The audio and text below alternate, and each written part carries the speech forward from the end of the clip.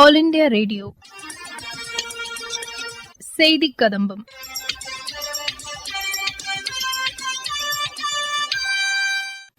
இன்றைய செய்தி கதம்பத்தில் மத்திய அரசின் சமூக வலைதள பதிவுகள், GSLV F-14 ராக்கெட் மூலம் இன்சாட் 3DS செயற்கைக்கோள் வெற்றிகரமாக விண்ணில் நிலைநிறுத்தப்பட்ட பின் இஸ்ரோ தலைவர் திரு சோம்நாத் செய்தியாளருக்கு அளித்த பேட்டி மற்றும் நமது லட்சியம் வளர்ச்சியடைந்த பாரதம் 2ஆம் கட்ட யாத்திரையின் ஒரு பகுதியாக திருவள்ளூர், வேலூர், திருப்பத்தூர் மற்றும் தருமபுரி மாவட்டத்தில் நடைபெற்ற நிகழ்ச்சியில் பங்கு பெற்ற அரசு அதிகாரிகள் மற்றும் பயனாளிகள் அளித்த பேட்டி ஆகியவை இடம்பெறுகின்றன.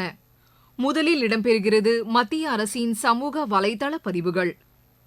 விருதுநகர் மாவட்டம் வெம்பக்கோட்டை அருகே நேற்று நிகழ்ந்த பட்டாசு ஆலை வெடிவிபத்தில் உயிரிழந்தோரின் குடும்பத்திற்கு குடியரசுத் தலைவர் திருமதி திரௌபதி முர்மு, பிரதமர் திரு நரேந்திர மோடி ஆகியோர் இரங்கல் தெரிவித்தனர்.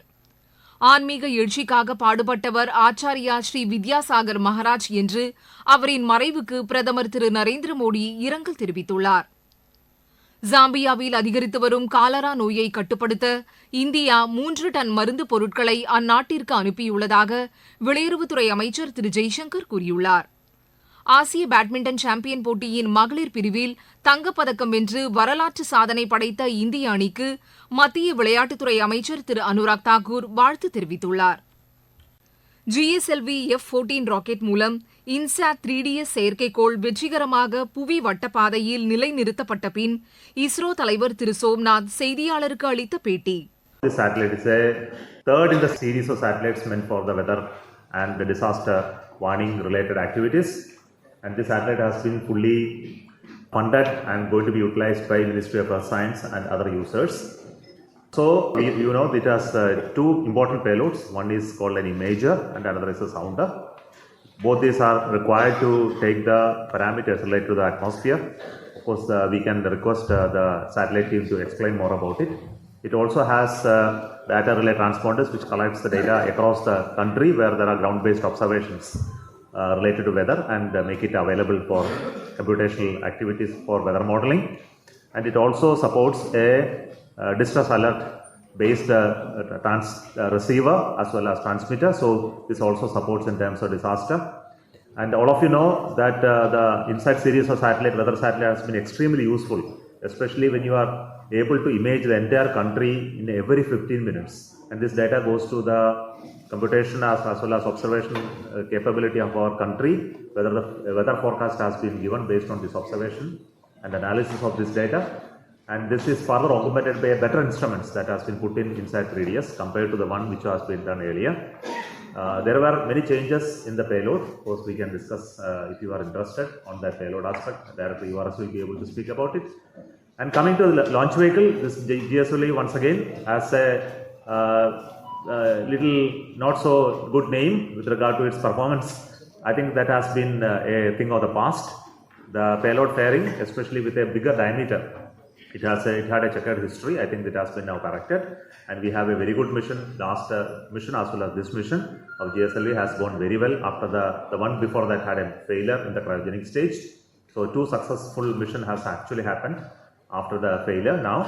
So with that confidence, we should be able to go for future without any worry on the configuration of the vehicle. Of course, all of you know that every mission of a rocket has its own uncertainties and worries, but that we have overcome by our design and analysis of the many of the systems, including the cryogenic stage and also the payload fairing. And the next mission of the GSLV is going to be the NISR mission, the NASA ISRO Synthetic Aperture Radar mission, which is a very big satellite and requires this configuration capability of the rocket.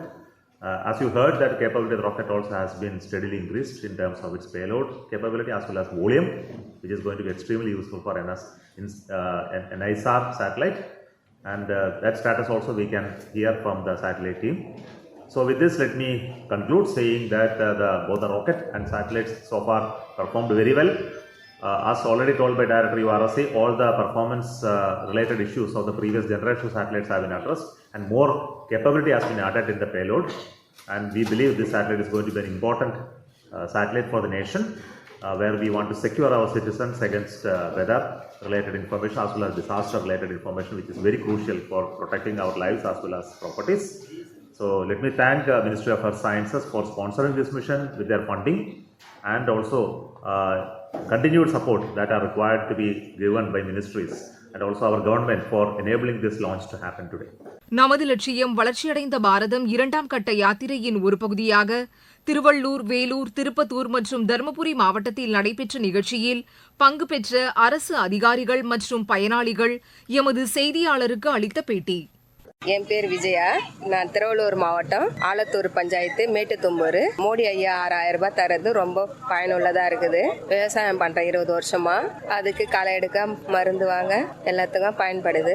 நான் Shweta, BBM Palavedu PO. நமது லட்சியம் வளர்ச்சி அடைந்த பாரதம். இது நம்ம எதுக்காக பண்றோம்னா, இந்த முகாம் மூலியமா நம்ம போஸ்ட் ஆஃபீஸ் சம்பந்தப்பட்ட ஸ்கீம்ஸை பத்தி நம்ம எல்லாருக்கும் மக்களுக்கு விழிப்புணர்வு கொடுக்கறதுக்காக வந்திருக்கோம். இதுல முக்கியமா நாங்க எதுக்கு விழிப்புணர்வு கொடுக்கறோம்னா, செல்வ மகள் சேமிப்பு திட்டம். இது எதுக்காகனா 10 வயசுக்குள்ள இருக்க பெண் குழந்தைகளுக்காக நம்ம இந்த ஸ்கீம் கொண்டு வந்திருக்காங்க. அவங்களோட படிப்பு செலவுக்கோ இல்ல அவங்க திருமண செலவுக்கோ இது நம்ம கை கொடுக்கும். அதுக்காக மத்திய அரசு கொண்டு வந்த ஒரு நல்ல திட்டம் தான் இது. வட்டி விகிதம் 8.2%. அதனால மக்கள் இதுல நிறைய பேர் சேர்ந்து பெண் குழந்தைகளோட எதிர்காலத்துக்காக இதுல நம்ம டெபாசிட் பண்ணணும்ன்றதுக்காக தான் நாங்க இந்த விழிப்புணர்வு முகாம் நடத்தி முடிச்சிருக்கோம். நான் Karunamoorthy. Company name KVK construction supports சொல்லிட்டு ஒரு கம்பெனி ஸ்டார்ட் பண்றோம். சென்டரிங் மெட்டீரியல், ஸ்கேஃபோல்டிங் மெட்டீரியல் நம்ம ரெண்டல் கொடுக்குற பிசினஸ் பண்றோம். இதுல பிஎம்இஜிபி ஸ்கீம் மூலமா நம்ம லோன் அவைல் பண்றோம். சென்ட்ரல் கவர்மெண்ட் ஒரு 15 lakhs மானியத்தோட லோன் கொடுக்குறாங்க. இந்தியன் பேங்க் தான் சாங்ஷன் பண்ணிருக்காங்க. Thanks to central government. Pratheeba Thilagar, TK Puram. Narendra Modi காப்பீடு திட்டம் 5 லட்சம் ரூபாய் மதிப்புள்ள கார்டு நான் வாங்கியிருக்கேன். போயிட்டு நான் எங்க வேணாலும் பாத்துக்கலாம். எங்களுக்கு ரொம்ப யூஸ்ஃபுல்லா இருக்கு. லட்சுமி, திருப்பத்தூர் மாவட்டம் நாட்றம்பள்ளி வட்டாரம் மல்லங்குப்பம் ஊராட்சி. மல்லங்குப்பம் ஊராட்சியில மத்திய அரசுல நமது லட்சியம் வளர்ச்சி அடைந்த பாரதம் என்ற ஸ்கீம் வண்டி வந்திருந்தது. அதுல இலவச கேஸ், செல்வ மகள் திட்டம், மருந்து அடிக்கிறத பத்தி எல்லாமே விளக்கமா எல்லாருமே திட்டத்துங்களை எல்லாம் பத்தி ரொம்ப விழிப்புணர்வு அடைகிற மாதிரி சொன்னாங்க.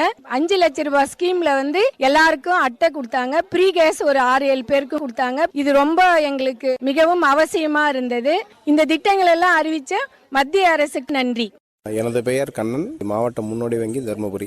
இதுல பலதரப்பட்ட அனைத்து துறை சார்ந்த நிபுணர்கள் மற்றும் ஃபீல்ட்ல ஒர்க் பண்ற அனைவரும் இங்க மக்களுக்காக கவர்மெண்ட்டுடைய என்னென்ன ஸ்கீம்ஸ் இருக்கு, அதுல கிராம மக்கள் எந்த அளவுக்கு பயன்பாடு அடையலாம் அப்படிங்கறதுக்காக நம்ம இங்க பண்ணிக்கிட்டு இருக்கோம். இன்னைக்கு இந்த விலை இது பாத்தீங்கன்னா அனைத்து கிராமங்கள்லயுமே நம்ம தொடங்கி செஞ்சுட்டு வரோம். இது இன்னும் வரும் காலகட்டங்களில் அனைத்து கிராம மக்களுக்கும் நம்ம சொல்லுவோம். இந்த ப்ரோக்ராம்ல நம்ம வங்கி சார்பாக மற்றும் நபார்டு வங்கி, இந்தியன் ஆயில் கார்பரேஷன் மற்றும் இந்த கேவிகே வேளாண் அறிவியல் மையம் மூலமாக மற்றும் போஸ்டல் டிபார்ட்மெண்ட் மூலமா செயல்படுத்தக்கூடிய திட்டங்களை நம்ம இங்க மக்களுக்காக சொல்லிக் கொண்டிருக்கோம்.